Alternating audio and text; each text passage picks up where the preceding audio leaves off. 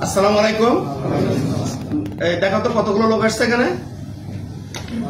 এখানে আমার পুরো টিম আছে, কিছু লোক বাকি আছে।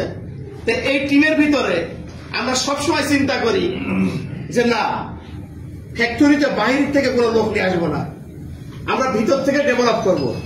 যেমন সুপারভাইজার থেকে লাইন চিফ, অপারেটর থেকে সুপারভাইজার, হেল্পার থেকে অপারেটর, এক্সিকিউটিভ থেকে assistant manager, in charge, line chief থেকে পিএম, আমরা এভাবে কন্টিনিউ চেষ্টা করে যাচ্ছি।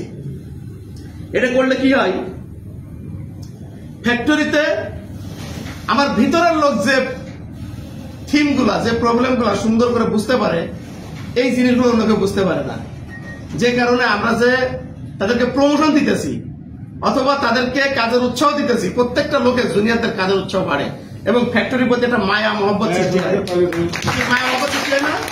আমরা 3 জন সুপারভাইজারকে লাইন চিফ হিসেবে উন্নতি করছি, অর্থাৎ তাদেরকে আমরা প্রমোশন দিয়েছি। 3 জন সুপারভাইজারকে আমরা লাইন চিফ হিসেবে প্রমোশন দিয়েছি, তাদের জন্য একটা করতালি হয় না? সেই 3 জন লাইন চিফ আমি এখানে আসার জন্য অনুরোধ করতেছি। সৎসাহস কার আছে? সৎসাহস কার আছে? হাতে জোগাড় তো দেখি কারা। মাসুদ, সালমান শাহ এবং আরেকজন কিনা জানা আছে মহিউদ্দিন। এবং লাস্ট একটা চমক দেখাবো।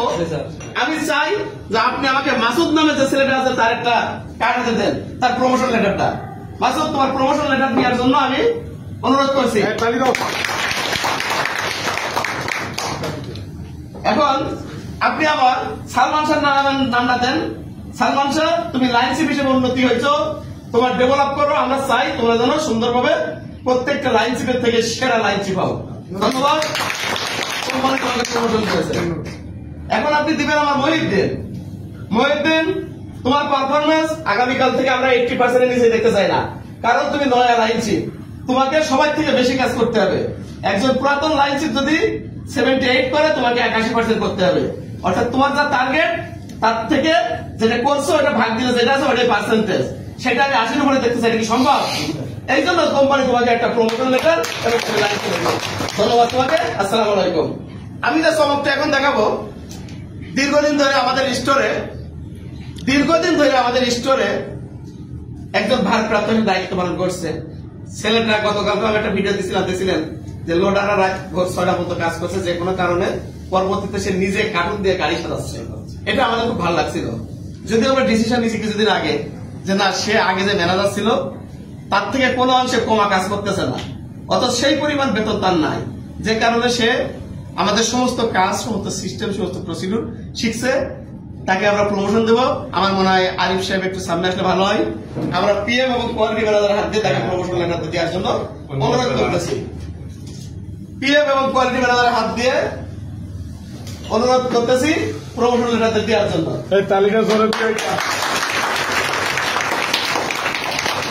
ধন্যবাদ। আলিফ, তোমার অনুভূতিটা একটু জানাবা আমাদের সাথে। আসসালামু আলাইকুম। সবাইকে অসংখ্য ধন্যবাদ আমাকে এতদিন সাপোর্ট দেওয়ার জন্য, কাজে হেল্প করার জন্য। ভুল ত্রুটি সবকিছু কাটিয়ে ইনশাল্লাহ আগামীতে ভালো কিছু, আপনাদেরকে ভালো কিছু উপহার দিব, এই প্রত্যাশা ব্যক্ত করে আমি আমার কাজ করলে যে সফলতা আসে তার প্রমাণ আপনারা পাইলেন। এর আগে আমরা কয়েকজনকে প্রমোশন দিয়েছি। মাত্র 2 বছরের ভিতরে আপনারা ফ্যাক্টরিটাকে এক পর্যায় থেকে, অর্থাৎ 45 ডিগ্রি থেকে 90 ডিগ্রিতে নিয়ে গিয়েছেন ইনশাআল্লাহ। আপনার আর 10% আমার দরকার, অর্থাৎ 45% থেকে 90% নিয়ে গিয়েছেন। এই যে 10% বাকি আছে, এখন আপনাদের সবার পজিটিভ মনোভাব থাকলেই তখন কিছু করা লাগবে না, এমনিতেই হয়ে যাবে। আশা করি আপনারা সবাই পারবেন।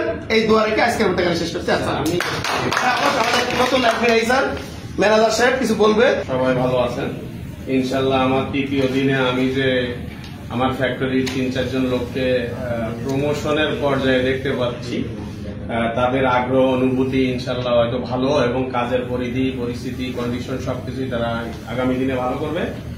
তো মাঝে মাঝে এই স্যার অ্যাডমিনের চাকরি করি, তো কিছু কিছু প্রতিবন্ধকতা বা থাকবে, এবং আমি কিন্তু সেইটা হয়ে আপনাদের মানে কি বলা যায় স্রোতের মতো প্রতিবন্ধকতাগুলো ইয়ে করে দেব। তো গত পরশুদিনও স্যার বলছিল যে আমাদের স্টাফের ইন টাইমটা 7:50, এবং স্যার এটাও বলছিল 7:50